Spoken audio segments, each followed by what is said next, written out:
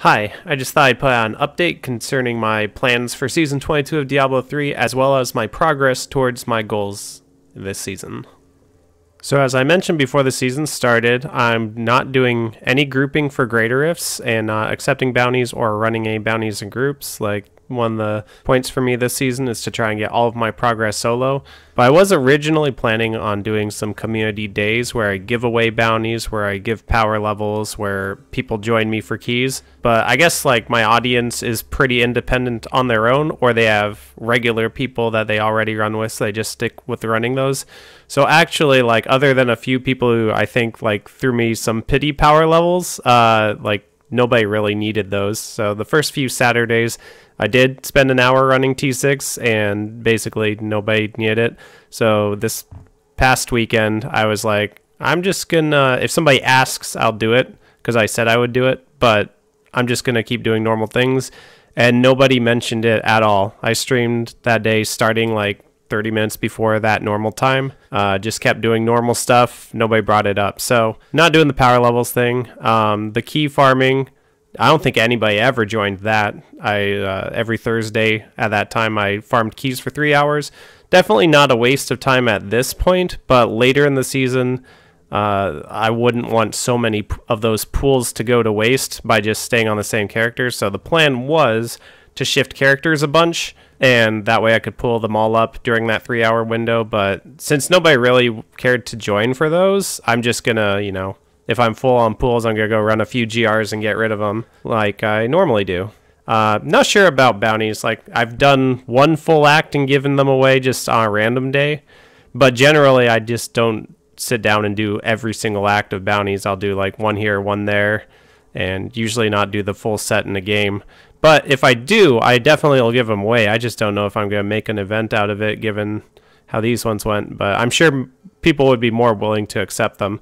Like the one random time that I did have a full set, I found 3 people in clan who took them right away. So there's always people who will take bounties, I'm sure. But I don't think I'm going to schedule that the same way that I had planned to originally. Now, as for these original goals, grinding as much Paragon solo as I can is not going terribly well, but I did lose the first pushing character that I tried to really speed augment up. So I started off, the first few weeks was entirely on the monk. Maybe just like the first week and a half or so. But I was basically entirely on the monk. And before I even started auging my speed gear, I found a Primal Fist of Az and decided I wanted to push Juliana's. But I didn't want to waste much time like auging it and gearing it and stuff. So I just farmed like 1069 augs and went and pushed it and ripped. And wasn't sure what I wanted to do going forward because I knew I could get a rank 1 that day with Juliana's. I had plenty of damage, just had a weird fluke. There's a video of it. I decided I wanted to keep going with the Juliana's, so I refarmed the stuff. Took a lot longer than I thought it would, but anyway, threw some Augs on the Tempest Rush on the way and also had them ready for the Juliana's. And while I was doing that, I did get a little bit bored of Tempest Rushing all the time, so I definitely built Wave of Light for keys, as well as doing some of my lower level augment farming on my Barb, just speeding in the 90s somewhere in a pretty fast time. But anyway, eventually we did get that. We pushed rank 1 with Juliana's, and that was like the end of Monk for a while for me. I switched to fully focus on the Barb. And that was the last video I put out, was mentioning I'm now going to shift to the Barb. Well, that's actually already done because I already had some good gear and I got a lot more great gear for the Barb. So actually, I think it was 2 days ago, December 5th, I got rank 1 with a Whirlwind Barb. And then right after that, like, I knew I wasn't even close to what my max fish was. So that was a pretty long day. I had to go from, I guess it'd be GR 128 through 130. So fish several really good rifts. So I was done after I couldn't get 131 for a bit. The next day I did some more AUG farming, got Ancient Barb Gloves ×3. So they were like 3 different pairs of the rolls I wanted, just in varying amounts.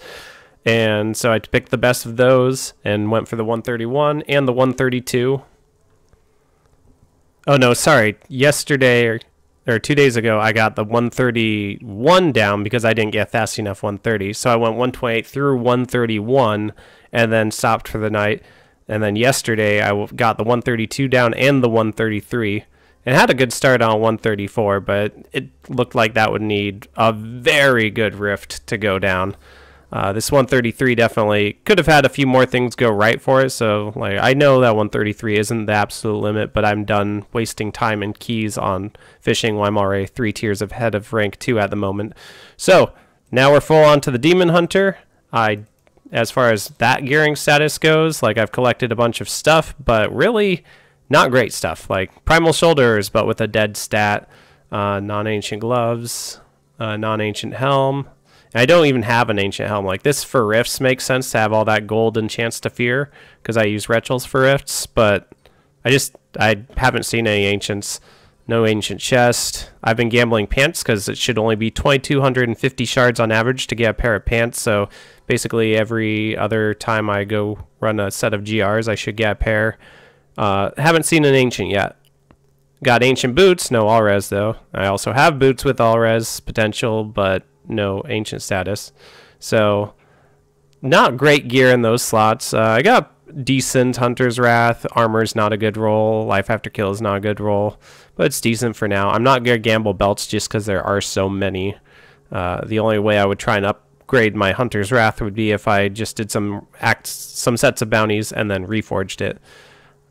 Focus and Restraint are of course great because I've been farming these on every single character I play. So like by this point, by the time I'm setting up my 3rd character, I've got some really good choices. So I've got this Focus, which looks really good, right? Until you see the Restraint, which is amazing. So good on rings. I eventually got a great first Ancient Yangs. It's got really good damage. The RCR is a little weak. I just now found another Ancient Yangs that has much better RCR. Its damage is a little lower, so for now I'm still using the one with the better damage because it's not really hard to manage with just 44%. I don't think I have any great wraps yet. I don't have any ancients, but I've got some pretty high level ones. Wraps is what I'll use when I do higher farming. Right now I'm just doing super duper speed farming. So I got the Lightning rune of Hungering Arrow. It clears the screen much faster than Devouring Arrow, but it also has much less damage potential. So I'm using Lightning. I have, of course, a decent Lightning Squirts by now. I've got an okay 9th series. It's got a lot of main stat, which since I'm not really ogged yet, I did ogg this ring, but not really ogged yet. That's nice to have. It's got a socket, which a little overkill, but since I'm missing so much all res, I guess it's fine. And like I said, this bow. But what I don't really have is good hand crossbows. I did just find an ancient fortress with a nice area damage roll, so that theoretically would make a great pushing weapon. I actually do push with fortress at times, so but the base damage is so bad. Like between these two weapons, normally you don't need to find a good Dawn if you're playing on single wielding, because you can just wear whether it be Valas, which I've got some okay Valas. They both have RCR, which kind of sucks. But this one's got mega base damage, but RCR, life per hit, strafe. Like I want to roll all of those off. But anyway, back to the Dawns. Like normally I would just cube this and wear this fortress, but then I want to roll the base damage up, and I also want to roll the hatred off, so you can't do both of those, and that's nearly minimum base damage, so that kind of sucks. But if I was dual wielding, that would be more comfortable leaving it so low and just rolling the hatred to something that benefits 2 bows better. So that's kind of the pickle I'm in with hand crossbows. So for now, I'm not even doing anything above GR 100. I'm just doing GR 90s really fast. They're about 1 to 2 minutes. Like I don't know if I've gotten the fastest run I can get. I doubt it, but I've gotten a 1 minute 11 second run. I was doing in the 80s when I started. I think maybe literally 80, and as I got better gear and stuff, I've been raising it. So like when I looked at my stash and saw this, I was like, oh, that's a tier.